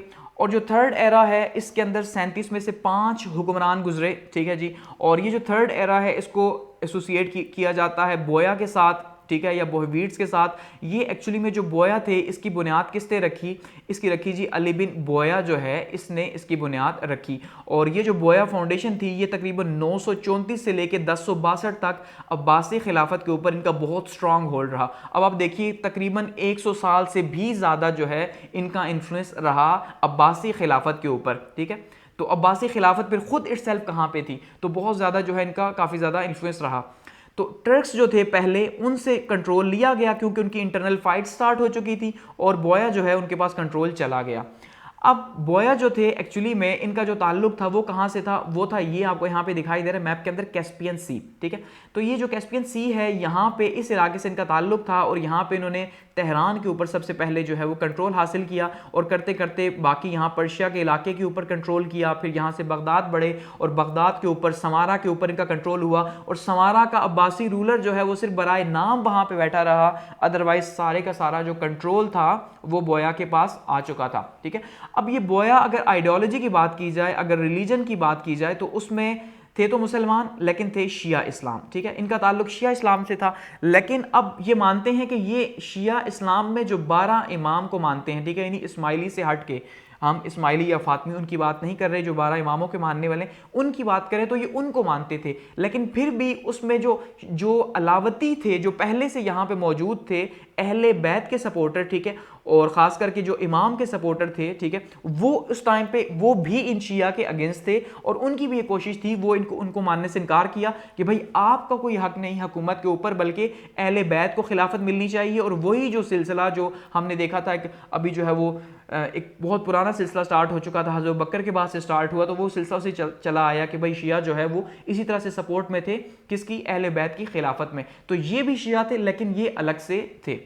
अब ये जो शिया थे ये मानते थे कि जो इनका ताल्लुक था वो सैसनीड फैमिली से है, यानी जो सासानी एम्पायर थी, जो लास्ट पर्शियन एम्पायर भी जिसको कहा जाता है। ठीक है, तो जो हमने देखा हज़रत उस्मान के ज़माने के टाइम पे जो है वो फुली जो है कंकर्ड हुई, तो उसमें जो ये सासानी ख़ानदान था, क्योंकि ईरान जो है या पर्शिया जो है इसका बहुत बड़ा इन्फ्लुएंस रहा, इससे पहले बहुत बड़ी सुपर पावर रही, और ख़ास करके ये जो सासानी ख़ानदान था, ये पर्शियन बादशाह थे, उनका बहुत बड़ा एक नाम हुआ करता था, एक मर्तबा हुआ करता था। तो ये जो सैसनीड ख़ानदान था, तो ये मानते हैं कि हम उनके जो हैं वो डिसेंडेंट्स हैं, तो उनके मानने वाले हैं। तो इसका मतलब यह है कि हमारा हक है, हमारा राइट है कि हम ईरान के ऊपर हुकूमत करें, क्योंकि हमारे ख़ानदानों को पहले हटाया गया इस्लाम के टाइम पे और उसके बाद जो है इस्लाम के अंडर ये चले गए, अरबों के अंडर यानी कंट्रोल में गए। तो अब दोबारा से हम इन्हें ईरानियों के कंट्रोल में, ईरान को यानी पर्शिया को पर्शियंस के कंट्रोल में लाएंगे। तो ये लोग एक्चुअली में थे कौन से? ये ज़ोरास्ट्रियनिज्म के मानने वाले थे या पारसी थे?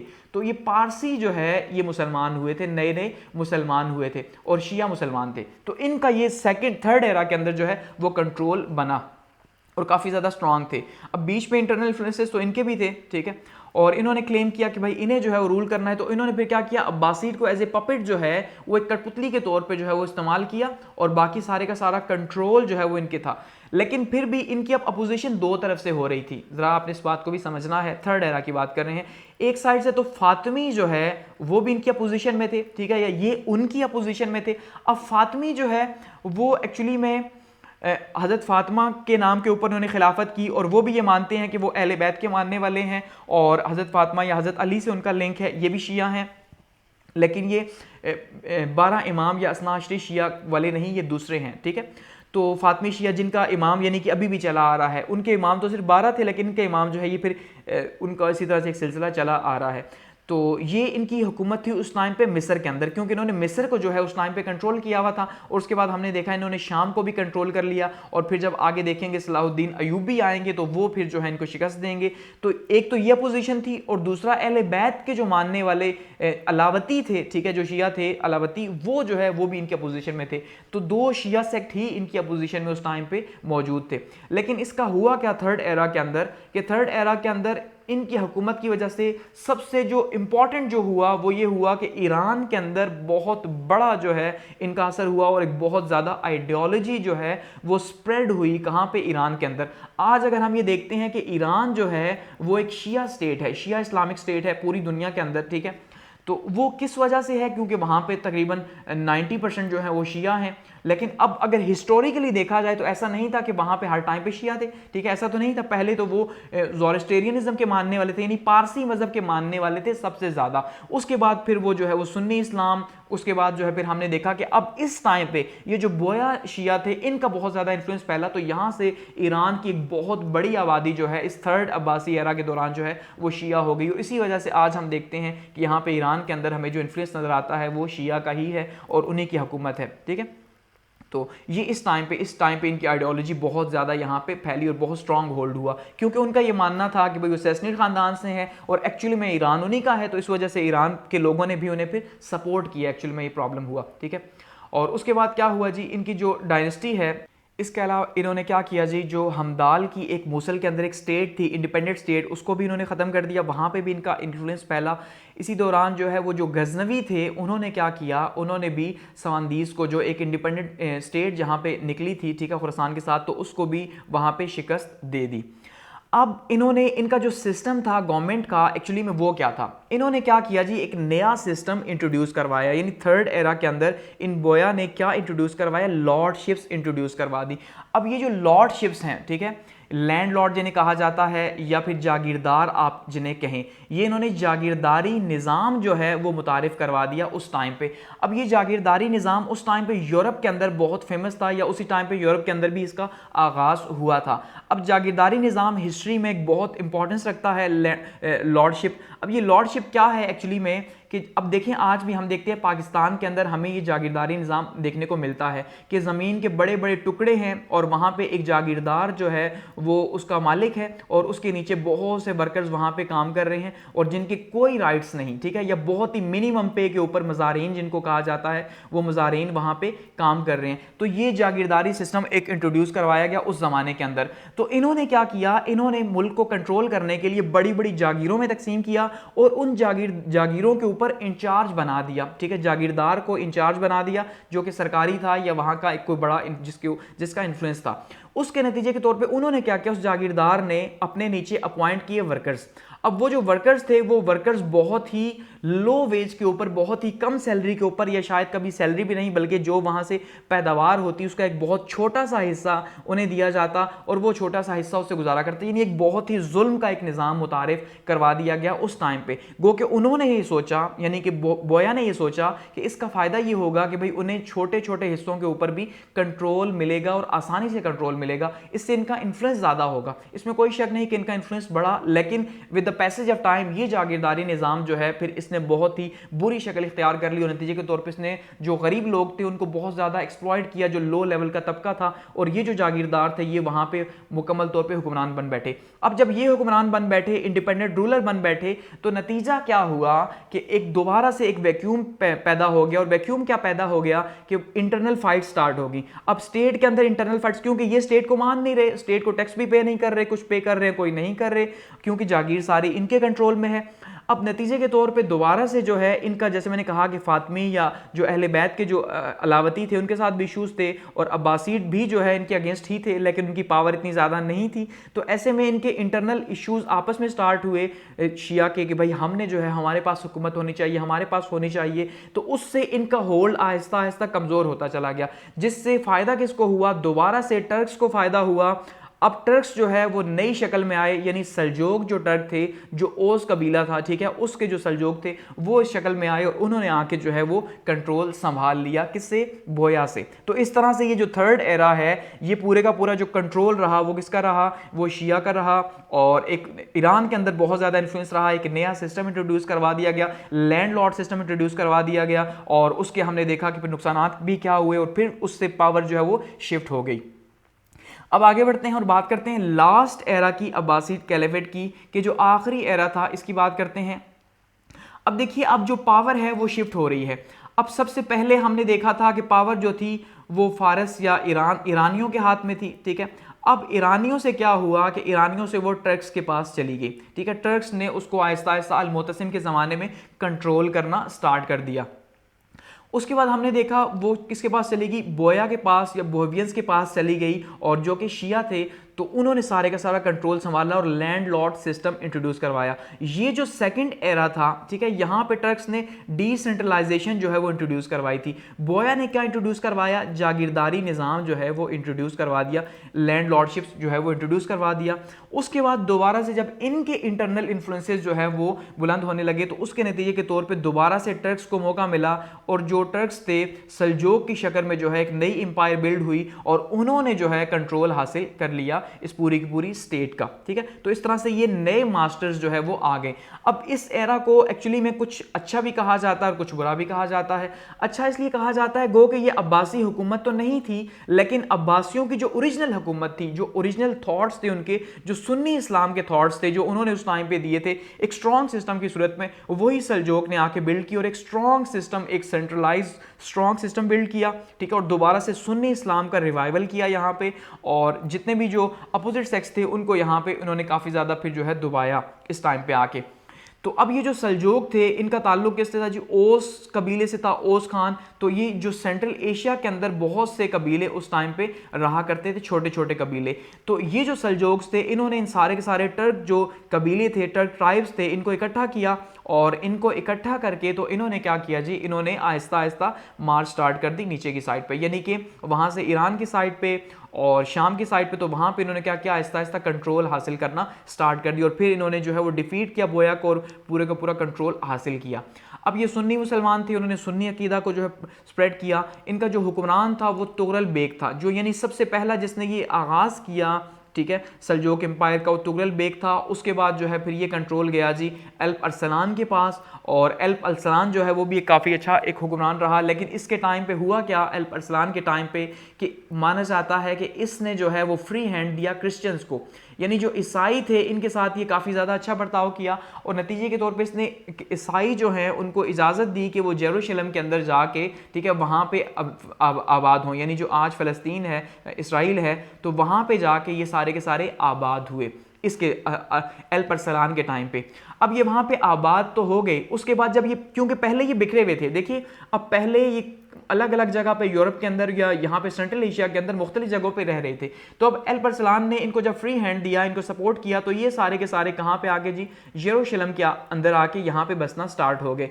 तो जब ये बिखरे हुए थे यानी डिवाइड थे तो इनकी पावर तो थी नहीं, लेकिन जब ये एक जगह पे इकट्ठे हुए तो उन्होंने साजिशें स्टार्ट कर दी और खुद को स्ट्रांग करना स्टार्ट कर दिया और यहाँ पे एक पूरे का पूरा कंट्रोल हासिल कर दिया, जो आज भी हम देख रहे हैं वो वैसे का वैसा है। तो ये सारे का सारा जो अभी डिस्क्रेडिट है इस टाइम पे ये कि जो हालात बने हुए हैं फ़लस्तीन के अंदर, ये सारे का सारा जो जुल्म हो रहा है और इसराइली जो जुल्म कर रहे हैं वो क्या है जी, वो अल्प अरसलान की वो गलती है जिसकी वजह से जो है ये सारा कुछ हुआ। ठीक है, अब इसके नतीजे के तौर पे जब ये यहाँ बैठे तो इन्होंने क्या किया, साजिशें स्टार्ट कर दी और उसके नतीजे के तौर पे यहाँ पे फिर क्रूसेड्स या सलीबी जो जंगें हैं, ठीक है, वो सलीबी जंगें जिनको हम आगे देखेंगे, तो वो सलीबी जंगें हुई और सलाहुद्दीन अयूबी ने जो है फिर इनको शिकस्त दी यहाँ पे। लेकिन उसके बाद फिर हमने देखा कि इनका कंट्रोल हुआ और फिर आज भी इन्हीं का कंट्रोल ही है। ठीक है, तो उसके नतीजे के तौर पर जो क्रूसेड्स हुई, ठीक है, ये जो वहाँ पे बैठे। अब इसी दौरान कुछ नई स्टेट्स हमें सामने देखने को मिली, एक एटबिका स्टेट थी और दूसरी जिनकी फैमिली थी। ठीक है, अब और यही जो जिनकी फैमिली थी जो कि एटबिका स्टेट एक्चुअली में रन कर रही थी, ये बाद में बनी अयूबी स्टेट, यानी कि अयूबी रियासत ये बन गई। अब ये ख़ानदान जो था ये एक्चुअली में ये कुर्द थे, यानी थे तो टर्क, ठीक है, टर्की की ही एक ट्राइब था लेकिन था कुर्द। जैसे आज आप देख रहे हैं कि वहाँ पे शाम और टर्की के बीच में जो वहाँ पे बॉर्डर कॉन्फ्लिक्ट्स हैं, तो वो ये कुर्द ही जो हैं सलाहुद्दीन अयूबी के ख़ानदान वाले, ये वहाँ पे सारे का सारा इन्होंने इश्यूज़ वहाँ पे बनाए हुए हैं, सिविल वॉर चल रही है। तो इन्होंने क्या किया, इन्होंने ये थे जो है वो एक्चुअली में खिलाफत की सपोर्ट में थे, यानी अब्बासी खिलाफत की सपोर्ट में थे। ठीक है, तो इन्होंने फिर बाद में अयूबी स्टेट बनाई और इन्हीं के बीच में से जो है वो अयूबी जो है सलाहुद्दीन अयूबी जिसके नाम के ऊपर फिर बनी, तो उसने जो है वो क्या किया जी, उसने फातिमीद को, जो जिनका बहुत ज़्यादा असर उस टाइम पे मिस्र के अंदर हो गया था, ठीक है, फातिमी शिया का, और शाम के अंदर जो है फ़लस्तीन के इलाके के अंदर बहुत ज़्यादा वहाँ पे, ये यहाँ पे अगर मैप के अंदर देखें तो इस इलाके के अंदर फातिमी का बहुत ज़्यादा कंट्रोल था और इन इलाकों के अंदर जो है वो काफ़ी ज़्यादा कंट्रोल था। तो सलाहुद्दीन अयूबी ने ये सारे का सारा, आपको जितना भी मैप दिखाई दे रहा है, ये एक्चुअली में ये 1171 से लेके 1246 तक के बीच का ये मैप है। तो इसमें जो है वो ये सारे का सारा इलाका जो है वो फतह किया गया। ठीक है, तो ये किसने किया जी, ये अयूबी स्टेट जो है उसने फतह किया और ये अयूबी रियासत बनी और ये एक सेपरेट इंडिपेंडेंट स्टेट बन गई। क्योंकि इस साइड पे अगर हम देखेंगे, ये जो हमें साइड दिखाई देगी तो यहाँ पे सल्जोक हमें दिखाई देंगे, तो ये थी सल्जोक की सपोर्ट में, क्योंकि दोनों टर्क ही थे और अलग अलग कबीलों से थे, तो इस वजह से दोनों एक दूसरे की सपोर्ट में ही थे। ठीक है, तो ये एक इनका जो है वो सलाहुद्दीन अयूबी का जो कारनामा है जो याद रखा जाता है।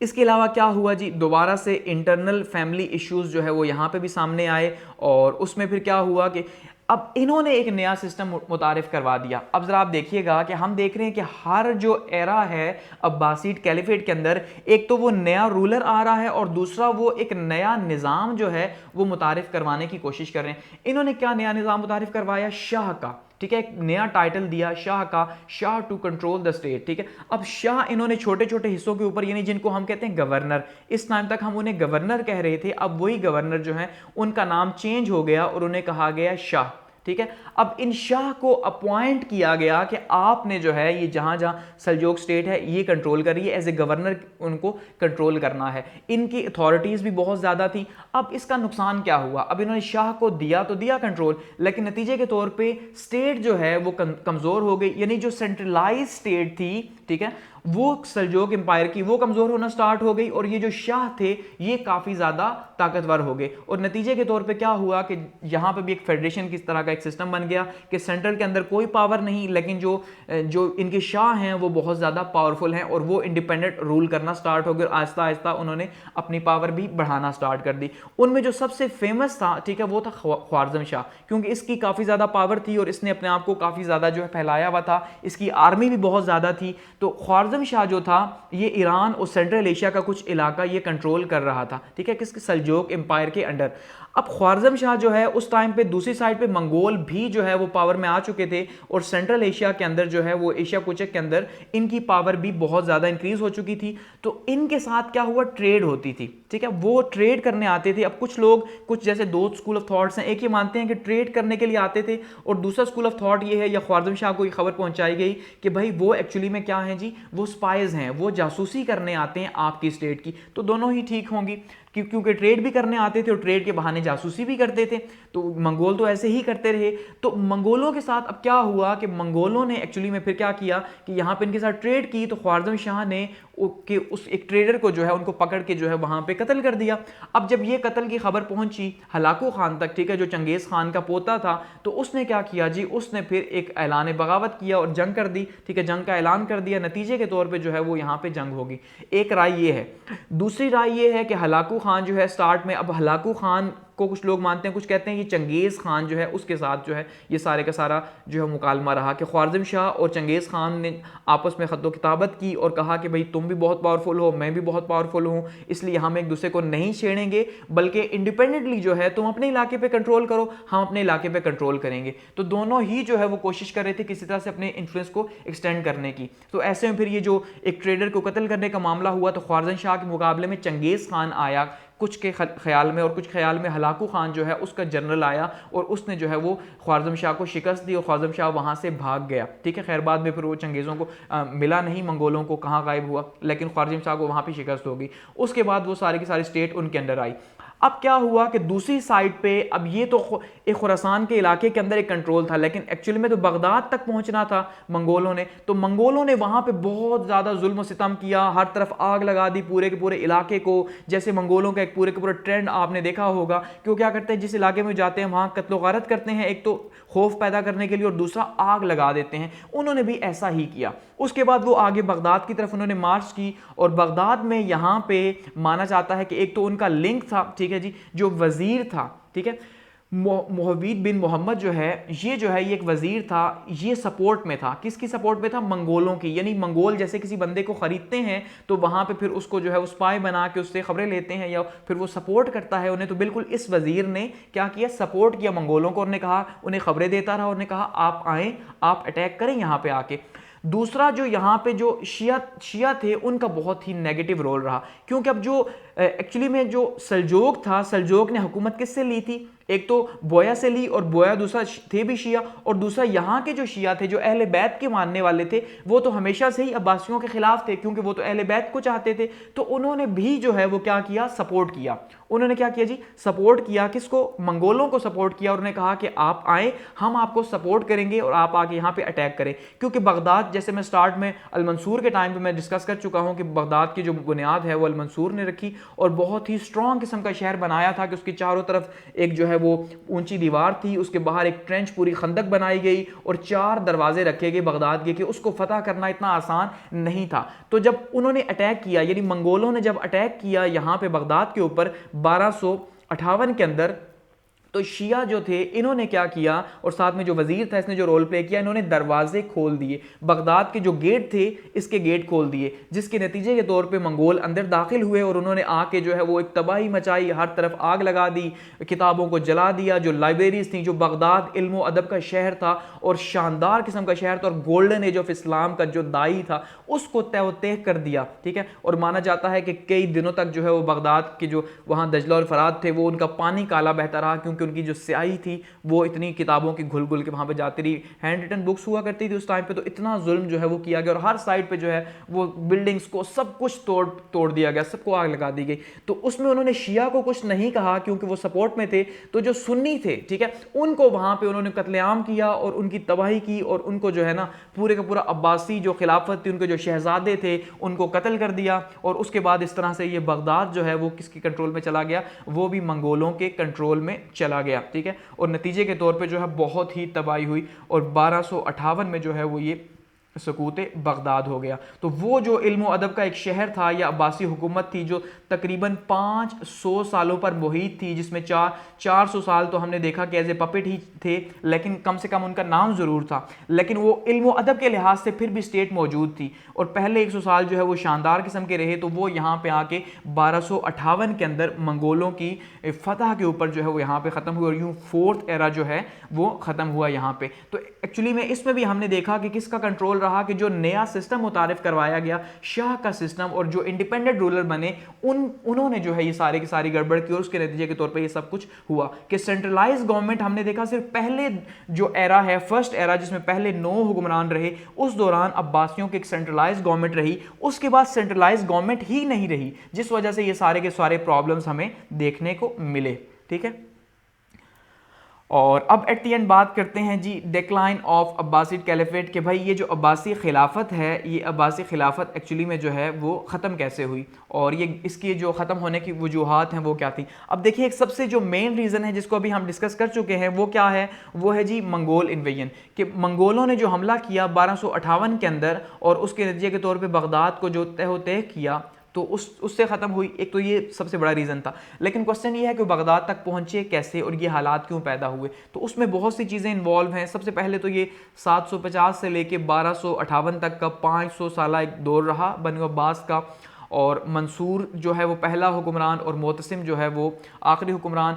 अच्छा, फर्स्ट जो एरा था वो काफ़ी स्ट्रांग होल्ड का था, और ये फर्स्ट एरा ही जिसको मैं बार बार आपको कह रहा हूँ कि तकरीबन 100 साल पर मुहित था, यही अब्बासियों का एक मजबूत किस्म का एक सिस्टम था। उसके बाद हमने देखा जी फर्स्ट सेकंड एरा जो है उसके अंदर हमने देखा तुर्क जो है उनका कंट्रोल आया, डिसेंट्रलाइज गवर्नमेंट आई। थर्ड एरा के अंदर हमने देखा कि शिया का कंट्रोल आया, सेसनीड जो शिया थे उनका आया, उन्होंने क्या किया जी लॉर्डशिप जो जागीरदारी निज़ाम मुतारिफ करवा दिया। फोर्थ एरा हमने देखा जी उसके अंदर सल्जूक आ गए और उन्होंने शाह का निज़ाम मुतारिफ करवा दिया। तो ये तकरीबन जो तीनों एराज थे फर्स्ट के बाद, ये यहाँ पे जो है ये गवर्नमेंट सिस्टम अब्बासियों के नाम के ऊपर होता रहा, लेकिन एक्चुअली में कुछ सिस्टम जो है वो और रन करते रहे, यानी कभी टर्क रन करते रहे और कभी जो है वो शिया रन करते रहे। तो ऐसे में जो अब्बासी थे वो उनका वो होल्ड नहीं था। एक तो ये रीज़न बना। दूसरा, रेसिज्म बहुत ज़्यादा प्रमोट हुई। अब जब आपने देखा कि एक साइड पे अरब और दूसरी साइड पे पर्शियन, क्योंकि जो अब्बासी थे उनकी जो हुकूमत आई थी वो उसकी हेल्प किसने की थी, पर्शियन ने, क्योंकि अबू मुस्लिम जो थे जो कि उस टाइम पे जनरल था जिसने तकरीबन 6 लाख लोगों को उस टाइम पे कत्ल किया और अब्बासी हुकूमत की बुनियाद रखी, तो वो अबू मुस्लिम का ताल्लुक पर्शिया से था, उसने खुरासान से एक मूवमेंट स्टार्ट की थी, तो इसलिए पर्शियंस जो है वो मानते थे कि अब्बासी उनकी वजह से है, और अरब जो है वो भी सपोर्ट कर रहे थे। लेकिन फिर बाद में हमने देखा कि मामून और अमीन के टाइम पे एक बहुत ज़बरदस्त किस्म का कॉन्फ्लिक्ट सामने आया कि मामून पर्शियन था और अमीन जो है वो अरब था, तो ये आपस में वॉर हुई। तो यहाँ पे भी एक सिविल वॉर का हमें देखने को मिला कि किस तरह से एक स्टेट जो है सिविल वॉर की तरफ चली गई, और यहाँ से आगे जो है वो इस सिविल वॉर के बाद जो है हालात ठीक नहीं हुए। ठीक है, वो कि मामून का टाइम अच्छा था लेकिन उसके बाद फिर कुछ तरह बेहतर नहीं हो सका। इसके अलावा जो इंटरनल जो कॉन्फ्लिक्ट्स थे वो बहुत बड़ी वजह बने कि एक, अब क्योंकि जब लॉ ऑफ पोजीशन है ही नहीं कि सक्सेशन के भाई किसने इसके बाद हुक्मरान बनना है, तो उसके नतीजे के तौर पे फिर लड़ाइयाँ झगड़े हुए, और वो लड़ाइयाँ झगड़े जो है वो रीज़न बने, वो कॉज बने, जो है उन्होंने जो है प्रॉब्लम्स बनाया। दूसरा, शिया और फातमीद जो है, यानी कि दोनों ही शिया है एक अहले बैत के सपोर्टर, इन्होंने हमेशा से जो है इनका एक प्रॉब्लम रहा कि ये हमेशा से ये डिमांड करते रहे कि अहले बैत का हक है हुक्मरानी, और जो फातमीद थे इन्होंने जो है वो हुक्मरानी स्टार्ट भी कर दी थी मिस्र के अंदर। ठीक है, तो इनकी वजह से भी स्टेट कमज़ोर हुई, क्योंकि ये मानते नहीं थे सुन्नी इस्लाम को, या जो सुन्नी अब्बासीड कैलिफेट थी उसको नहीं मानते थे, जिस वजह से स्टेट जो है वो तकसीम हुई रही। और इसके अलावा टर्क जो इन्फ्लुएंस था, क्योंकि ये एक्सटर्नल इन्फ्लुएंस था, तो टर्क्स जो आए, पहले टर्क आए उसके बाद सल्जूक की शक्ल में टर्क आए, तो ये एक्सटर्नल इन्फ्लुएंस भी रहा। इसके अंदर भी इकोनॉमिक वीकनेस हुई, क्योंकि जितना भी सिलसिला जारी रहा आपस की लड़ाइयों का, वॉर्स का या एक्सटर्नल बॉर्डर्स का, तो उसके नतीजे के तौर पे इकोनॉमी को तो ऑब्वियसली लॉस हुआ। ठीक है, नुकसान तो पहुंचा वहाँ पे, और लूट मार का एक सिलसिला जारी रहा। ठीक है, जिससे फौज को यानी आर्मी को मेंटेन करना बहुत ज़्यादा मुश्किल हो गया। इसके अलावा जो इंडिपेंडेंट रूलर्स थे, चाहे वो सल्जूक के टाइम पे शाह थे जो इंडिपेंडेंट रूलर बन बैठे, इन्होंने बहुत ज़्यादा नेगेटिव रोल किया, या फिर बोया के टाइम पे जो है वो लॉर्ड्स थे, उन लॉर्ड्स ने जो है वो एक रोल प्ले किया, जिसके नतीजे के तौर पे जो है वो स्टेट इंडिपेंडेंट हो गई। ठीक है, ये बहुत ज़्यादा नुकसान हुआ। इसके अलावा जब लॉ ऑफ सक्सेशन कमी थी कि भाई कौन इसके बाद हुक्मरान बनेगा, और ख़ास करके जो हारून रशीद ने अपने तीनों बेटों को बना दिया था ऊपर नीचे, वो बहुत ज़्यादा नुकसान हुआ। और एट दी एंड जो फाइनल कॉज बना वो क्या था, मंगोल इन्वेजन थी, क्योंकि उस टाइम पे अब हर उरूज को जवाल है। अब ओबियसली 500 सालों का ये जो एक उरूज रहा, ठीक है, तो 500 ईयर्स का ये उरूज, उसके बाद जो है अब मंगोलों का टाइम था, उन्होंने उरूज हासिल करना था, तो इसको अब डिक्लाइन होना ही था, अब इसका जवाल ही था। तो इस वजह से जो है उसकी जवाल की वजह बनी, और मंगोलों ने जो है वो क्या किया जी, वो फतह कर लिया, और इस तरह से ये अब्बासीद कैलिफेट ख़त्म हो गई।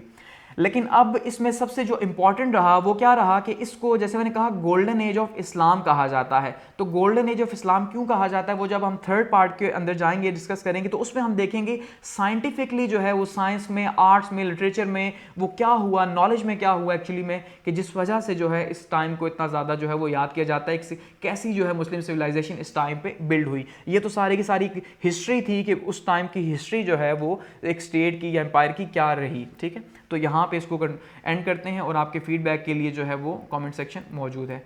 और थैंक्स फॉर वॉचिंग।